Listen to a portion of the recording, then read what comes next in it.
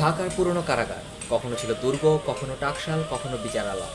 ইতিহাসের চকবাজার দুর্গ বহন করছে সুলতানি, মোঘল, নবাবী আমল সহ নানা সময়ের সাক্ষ্য।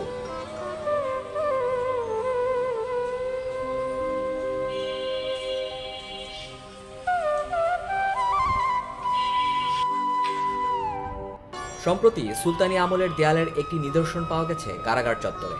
ইতিমধ্যেই ঐতিহাসিক নিদর্শন হিসাবে সাবেক কেন্দ্রীয় কারাগার চত্বরের দেয়ালটি সংরক্ষণের উদ্যোগ নিয়েছে কর্তৃপক্ষ। সংশ্লিষ্ট সূত্রগুলো জানায়, সাবেক কেন্দ্রীয় কারাগার চত্বরে প্রত্নতাত্ত্বিক খননের মাধ্যমে পাওয়া গেছে প্রায় 1000 বছর পুরনো বেশ কিছু নিদর্শন।